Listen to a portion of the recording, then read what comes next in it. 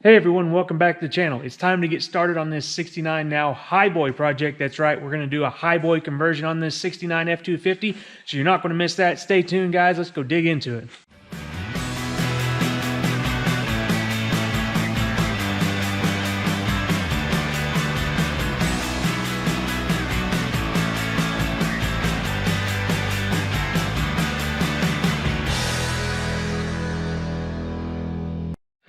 Well, I've been working on the 69 here, getting it ready for paint. Got the mirrors and everything off of the door, the old mirrors. Taking everything off the bed that I can, just so it's out of the guy's way, so he doesn't have to do it. Got the tailgate off of here. Got all the hardware out of here, so if we end up having to paint the bed and everything, it's out of the way. Got I test fit a set of West Coast Junior mirrors I have, because these are the mirrors I want to go with rather than the big ugly ones that were on it. And I was able to use the brackets for those mirrors because the hole spacing was different. I used the top bracket for that, and the bottom bracket is not exactly correct, but it's going to be, I think it'll look just fine, and it keeps from having to patch extra holes and drill extra holes in the door, and it's just going to save a lot of work and time. And it's going to be just fine, I think. I got everything up here all tidied up and out of the way. So I'm kind of worried about the paint color. I'm not sure if this is the correct color because over here some of it's dripping away, or chipping away at the drip rail, and it's a lot lighter color blue. See that difference there? So I don't know if this is just extremely faded and that's why they painted it to begin with, or if the color is a different shade and not exactly harbor blue. So we're going to check on that 100% before we paint it. You know, decide on just buffing it or painting it. If it's wrong, I'm going to go ahead and paint the whole truck so it's the right color. You can see the difference in the door jambs here too. This is a lot lighter, and you can even see. May not be able to see it over here, but you can see overspray where the other paint's a lot darker.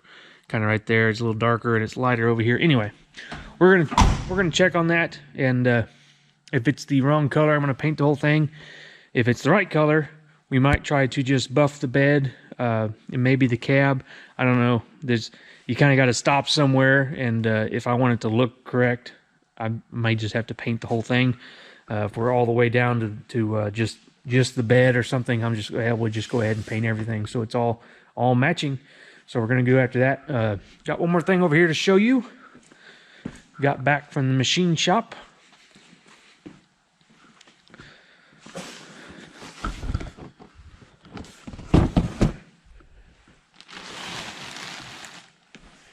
We got our 360 back.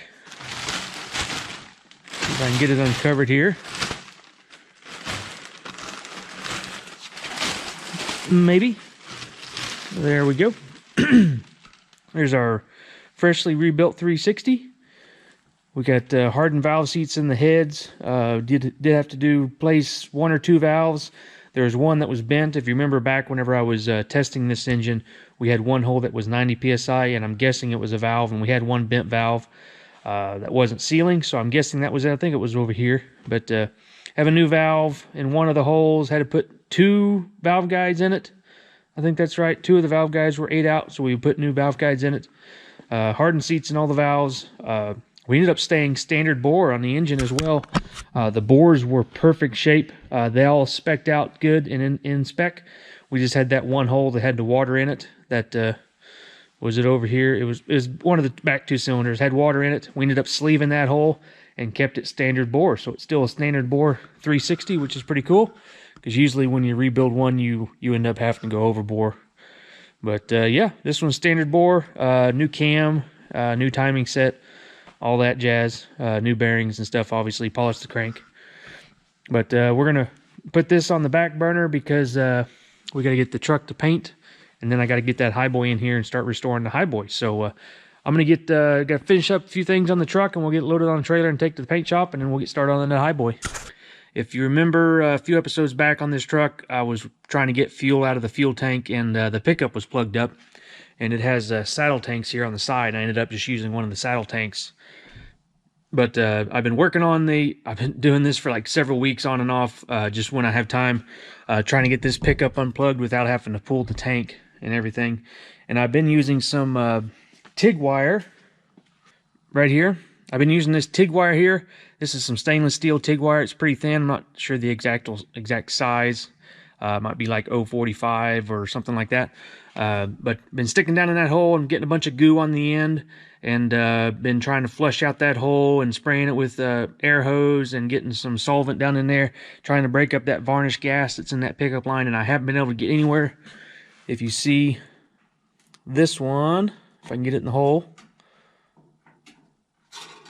it goes down and stops right there because there's a bend in the end. You can actually see some of the varnish. There's not very much. Before, when I was pulling that up, it'd be a whole bunch. But there's a bend at the end of the pickup line down there in the tank, and I just couldn't get that past that bend to get it cleaned up. And I got, this is a MIG wire. This is a 0.35 MIG wire, I think. And it was just thin enough. I had to jam it down in there like that. I had to really jam it. I'm probably not going to do it again, but I had to really jam it down in there, and it finally broke past the spot where it was plugged up. As you can see here, I got my air pressure here. It being opened up. If you can hear that, it's blowing. There's a little bit of fuel in the bottom of the tank. It's blowing bubbles out here. One thing, if you are doing something like this, make sure you take the cap off, because it can pressurize your tank up and screw your tank up. But anyway, I am happy to get that plugged up, that plug unplugged, and we can start using the tank in the cab, as well as I need to try the other saddle tank there, but we'll have a completely working fuel system.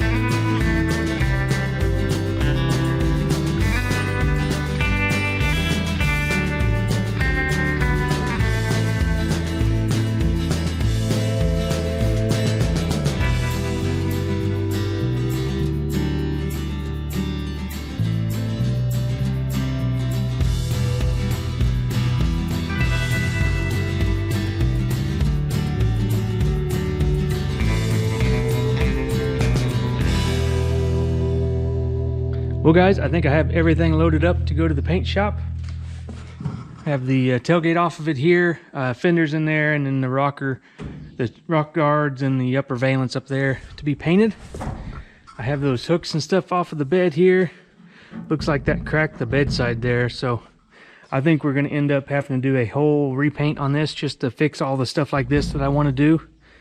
And see, like there's a nick there and nicks here and stuff, and I just want to clean all that up so it's good as new. We have some holes for the mirror to fill in and right there. But I thought since I have it on the trailer here, it'd be a good time to give you a refresher about how clean this truck was underneath it. Yeah, it's just perfect under here. No rust. Bright galvanized there on the rocker still. Perfect condition. Cab mounts there. You don't see cab mounts like that very often. And here's the hood. We gotta do some work to the hood there.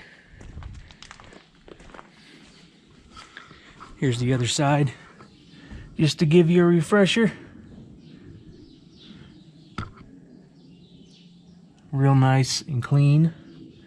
We still need to do cleaning on it, but I mean rust-free is what I'm getting at. It has these auxiliary fuel tanks, and those work. Up under here, the bed. Anyway, just wanted to show you guys, give you a refresher of how clean this truck was. And we're going to get it to the body shop, and hopefully it doesn't take too long. But I'm going to have him do an awful good job on this truck, so it might take him a little while. He's kind of an older guy. He kind of does this on the side. And he has a towing job as his main business. He kind of just works on paint C stuff on the side a little bit. And I've been keeping him busy lately, but he's been doing a good job and getting stuff in and out for me. So we just got the white 69 F350 out of paint. So it's up there. I'm getting ready to get the flatbed on it. But I wanted to get this thing out because he's ready for this thing to get in the shop so he can get started on it as soon as possible. So we're going to get that to the shop. And then next up, we're going to be digging into our Highboy donor truck for the frame and see what we need there and start restoring that frame. So we're going to take this to shop and then start on that Highboy. Well guys, it's really nice today. It's a nice Saturday. Thought I would work outside since it's so nice out and see if we get this thing running. This is the truck, where the donor truck for the frame and the title and all the Highboy bits and pieces. If you remember on this truck, if you saw the other videos on it, it's pretty wasted. Big old holes to the floor. It's rotten up in here. All of this is bad. Just lots of work to fix this cab. So we're using that other mint truck. If I can get the hood open here, we'll see what we need.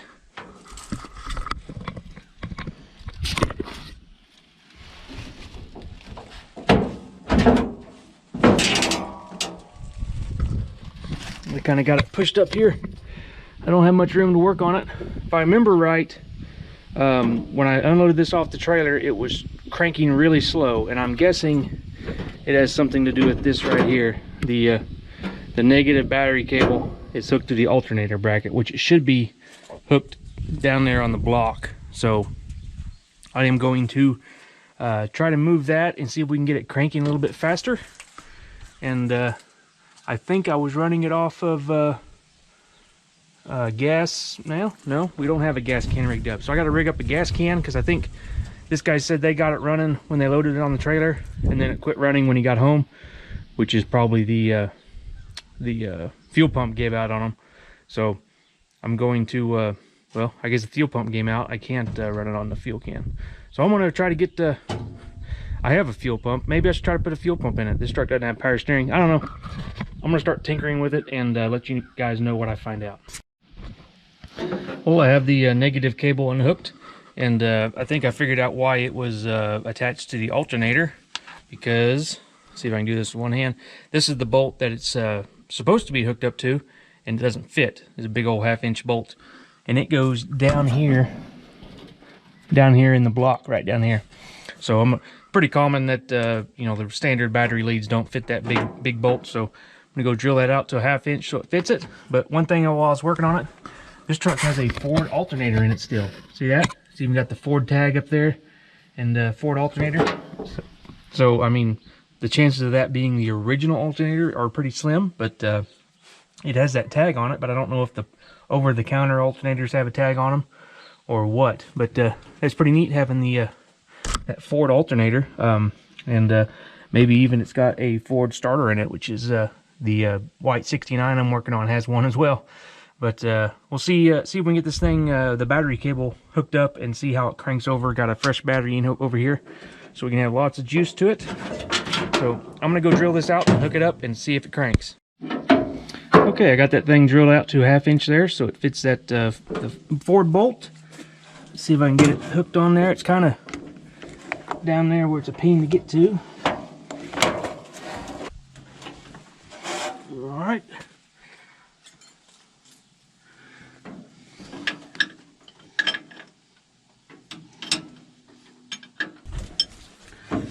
All right, got that hooked up. Let's see if hook the battery up and see if she'll crank over. Okay, battery's all hooked up and all the ground cables and everything are tight. So let's go see if it cranks over a little faster.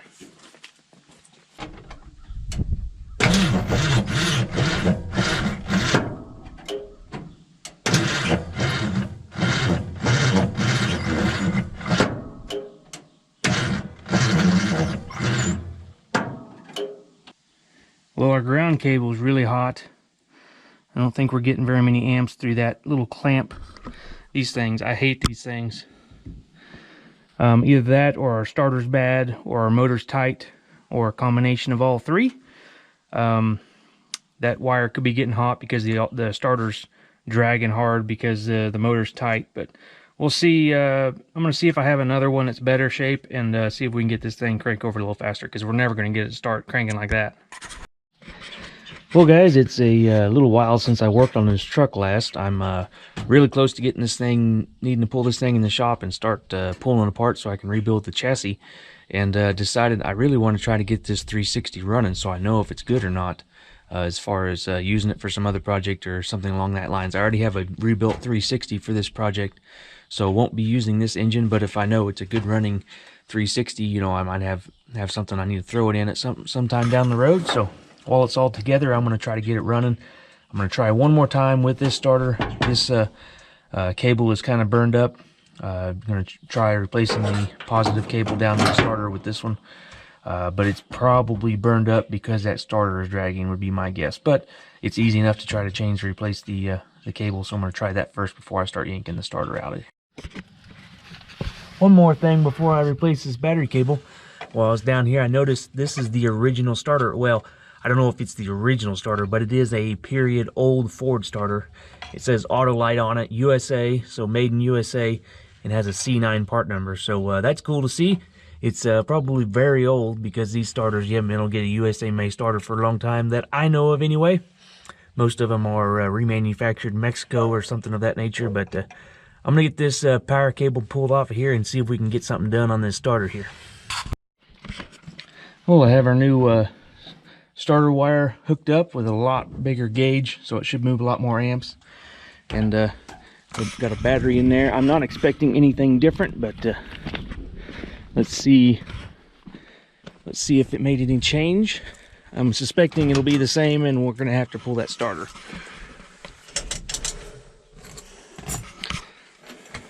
Let's see.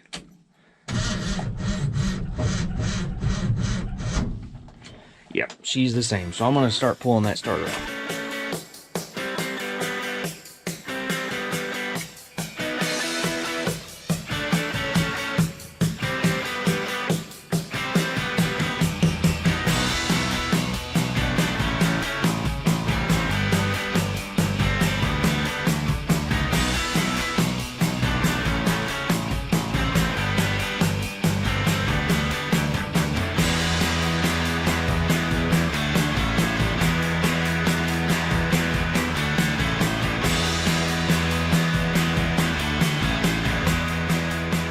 Hey guys, it's the next morning here. It got dark on me yesterday evening when I was changing that starter out.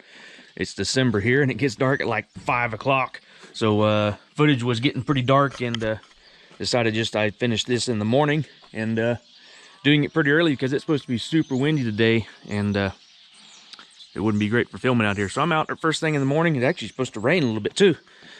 Here's the starter I yanked out of there. It's been in there a while, I think. It's all crusty here from had a bunch of dirt daubers and stuff, mud dauber nest up against the engine there. It's all crusty and rusty. It is Autolite C9 part number on the starter there, but it could be a reman unit, you know, using the same case, that kind of thing. But being a 69 part number, it could possibly be the original starter, since C9 means 69 and this truck's a 69. But the one I put in there is a D5 and it's got a reman sticker on it, so it's been remanned at some point. It's not new, it's just one I had laying around off of something, but we got that in there. Let's go see if it will crank over a little faster for us, because if it's not the starter, I am out of ideas. I checked to make sure the engine spun over free, changed the negative cable, changed the positive cable. I guess it could be the starter solenoid on the fender not letting enough amps through there, but the cable going down to the starter was getting hot. So that lets me know that there was lots of amps getting through that starter solenoid on the fender well there. So let's give it a try. Make sure she's in neutral. Hopefully this works. Okay. Yeah, it just tried to fire. So I guess that's gonna work. Let's see. Let me get in here and give it some throttle.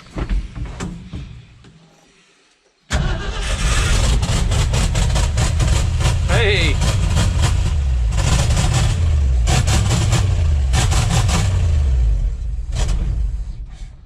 Doesn't want to idle. And it's smoking a lot. I thought this thing had a full exhaust. It sounds like there's not even an exhaust on the thing. I thought this thing had a full exhaust on it.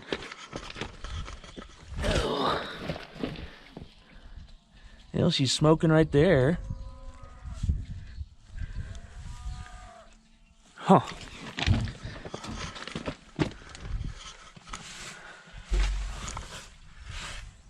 Oh, it's connected. Huh. Well, the thing didn't want to idle. Let me see if I can get her to idle a little bit. That sure sounded different.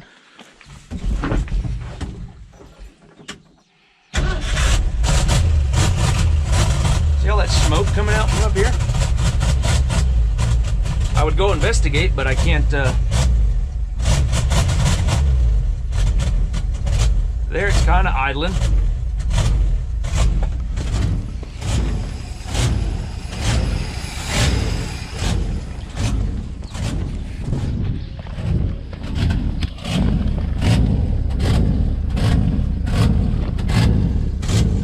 Uh-oh.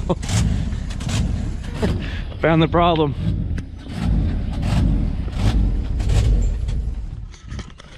I think the muffler's plugged up. I was wondering because it had all that smoke coming out the front. And I was when I was under it looking at the starter, I was looking at the exhaust, and I noticed that it had a full exhaust and it all looked, you know, decent. So, well, it runs. I guess that's that tells us that. I am going to since it runs, I want to see if it'll pull into the shop and drive a little bit, but it doesn't have any coolant in the radiator. And looking at the freeze plugs on the block, it looks like all the water escaped through the freeze plug, or it leaked out the radiator. It's got some big gouges and stuff in it, but I'm pretty excited that thing ran. I wasn't expecting that at all. So I might go get the Sawzall and see if I can cut the exhaust. I'm betting that muffler is plugged up with all kinds of stuff. So I'm gonna go get the Sawzall and see if we can get this thing to run better. Well, it started raining. I took too long to get the saw out here, but it's not raining too hard. Plus I'll be under the truck. Got my Sawzall out here with about the sharpest blade I could find, which wasn't very sharp. So hopefully it'll get through that exhaust. Get me some extra cord out here. Let's see. I'll cut it like right here because I know it was smoking out right here pretty good. So it's at least free up to here. I'm betting that muffler has got a bunch of rat nest or something in there. So get the camera set up here. Not too great on the rocks there, maybe. There we go.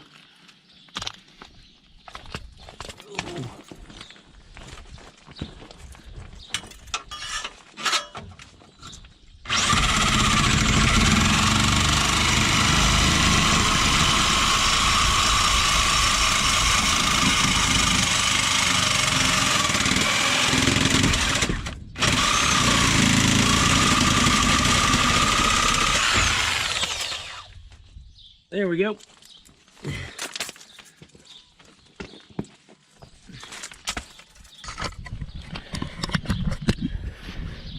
Now let's go give it a try and see if it runs any better. Hopefully that's it. If it's not, I just ruined our nice exhaust system we had. It wasn't that nice. I'm gonna have to give it some throttle, I think.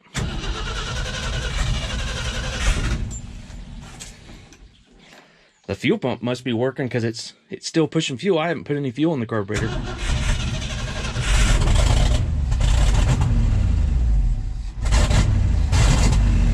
sounds a lot better.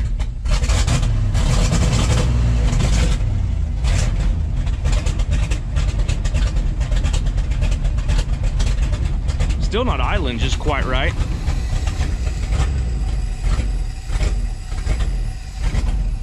Kind of wonder if the timing is way off.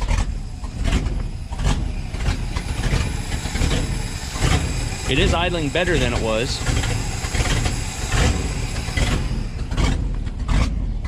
Smoking a little bit.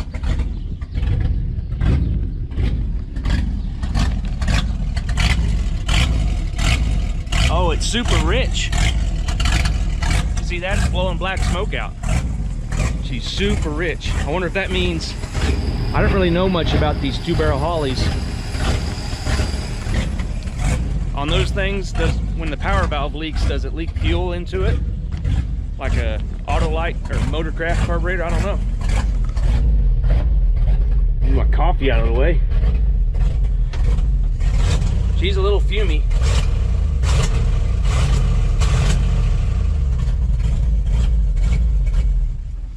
I don't have any water in the thing.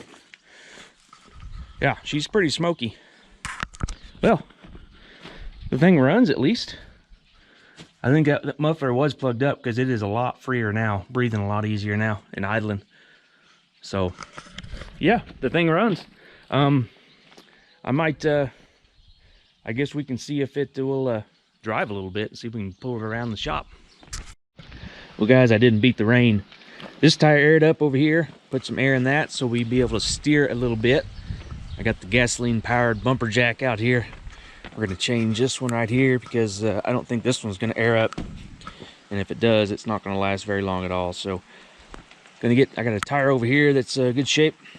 I'm gonna get this thing picked up and put on the tires. See if we can get it to drive around.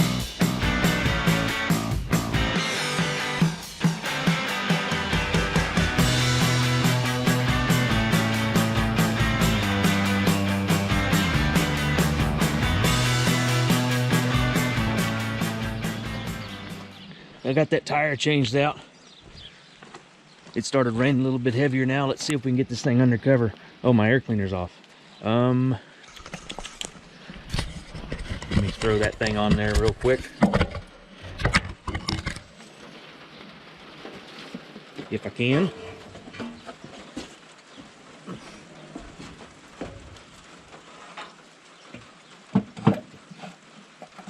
That'll work.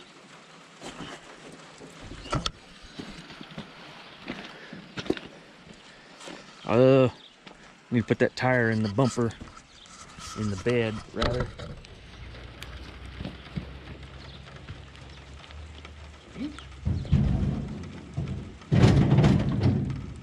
That'll work. What you want to bet she won't start now? I bet she'll start.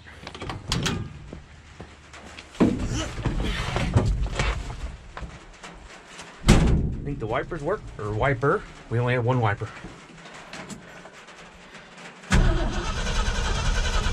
Oh, she's not gonna start. Come on.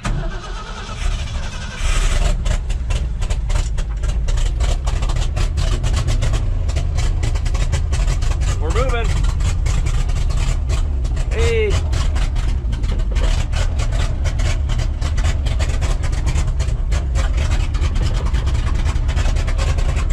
Sounds great. That's a joke, by the way.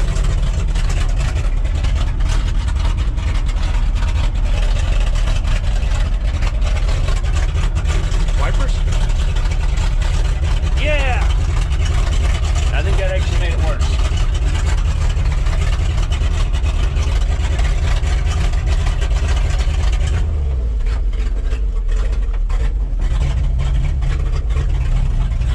Steering isn't half bad. Helps that I aired that tire up, I think. Getting a little fumey in here. Probably wouldn't recommend a road trip. I forgot, do we have brakes?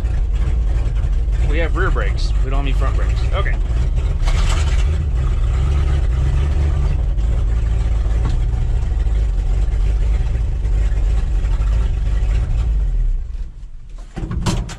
There we go. Ooh, can you see all the smoke? Probably can't. I think the old 360 is a little tired in there, so I won't be stabbing that engine in anything without doing a rebuild. Oh, it looks pretty nice when it's all wet. Looks glossy there. That sweet patina on that hood. I might save that hood for if we do a Harbor Blue patina build. That hood would be perfect for that. Look at that. I bet that thing would shine up nice with some of the patina sauce, whatever they say. Anyway, guys, we'll see what we can get into on this truck here now that we got it under cover. Well, since I got this truck pulled around here, I realized we hadn't really, I got the Marti report on this thing, and we haven't really gone over all that stuff on it with you guys. So here's the Marti report on it, and it's actually pretty darn cool. Mainly because that right there, if you can see, my printer kind of sucks, but the 9 with these paint and trim codes, this truck is a 1 of 9 with Harbor Blue, black interior, and platform. And this truck, since up here it says platform, I looked in the on the production statistics on these trucks, and I think it was like 36. They only made 36 platform four-wheel drive trucks in '69, and I think this is one of them here. Now the platform, I couldn't really find much information on it. I found some information on it for a slick slide truck. I'll put some pictures here. Somebody sent me. I think what I think it is just the stake beds without the stake sides in them. So there was a lot of stake side trucks made. They call it a stake bed. Basically, it'd be like this truck here, but right here there'd be racks on the side for livestock or whatever you're hauling on your bed. Usually, what I'm familiar with would be livestock racks. So they'd be high up racks so you could haul livestock on them. But they come up to about here. You could haul light stuff in them, or even you could put grain bed sides on it and have a grain bed if you have a dump. But anyway, but I think the platform trucks were just sold as a flatbed with no sides on them. But I don't know. So there's not much information on those because they really didn't make very many of them. But one thing, that bracket on the frame right there, I think that has to do with the bed. Because I haven't seen that before, and it's riveted to the frame there. So I think it's factory. And there's one on the other side. I think that had to do with the bed and mounting the bed to this truck. So that's cool that it's 1 of 9. And I'm going to put a style side bed on it. This is the wrong year bed, but we're doing the body swap on it. I'm going to put that 69 bed on it, so it's going to be a style side bed.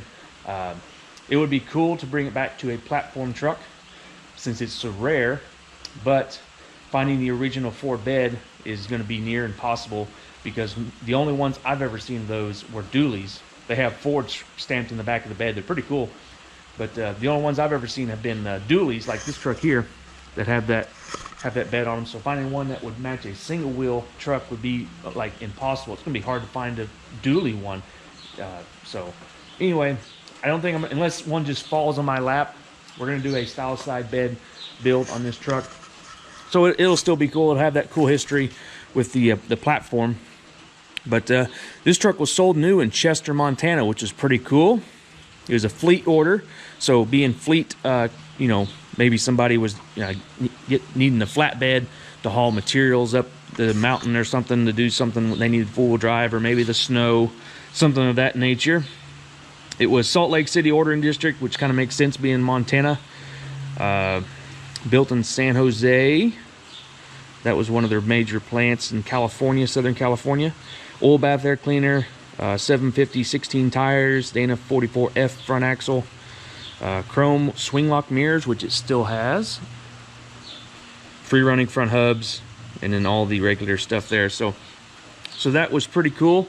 The specialized statistic there is 2,900 with chrome Western swing lock mirrors.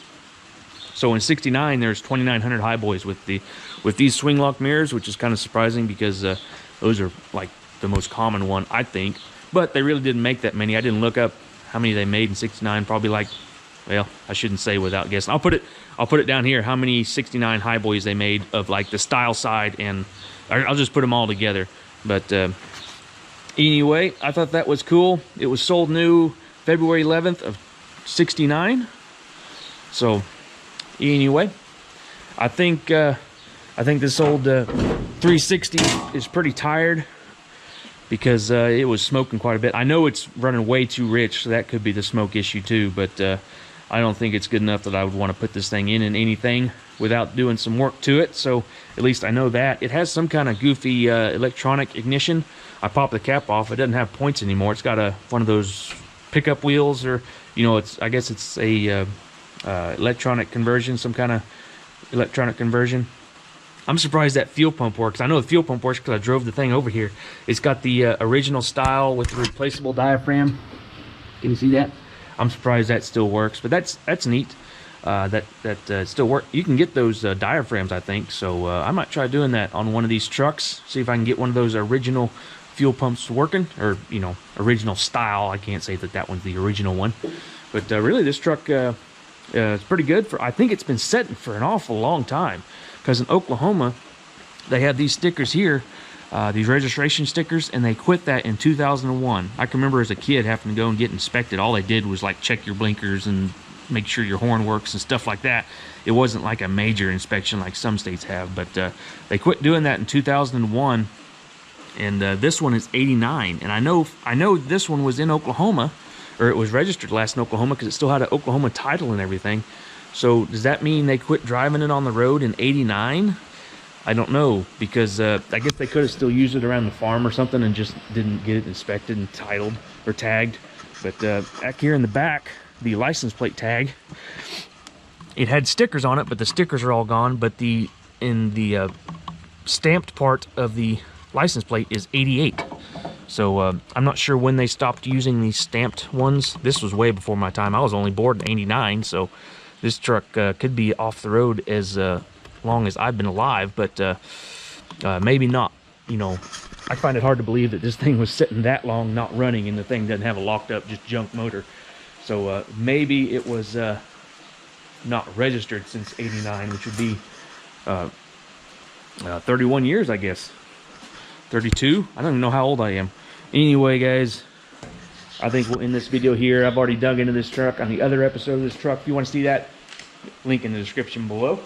But for now, the next episode on this truck, we're going to pull the cab and pull the bed and see what we need for this frame and start restoring this frame so it's ready when that other truck gets out of paint. So see you guys then. Hit the subscribe button so you know when that happens. Hit the like if you like this video and like this kind of project. I'll see you guys in the next one. Thanks for watching, guys.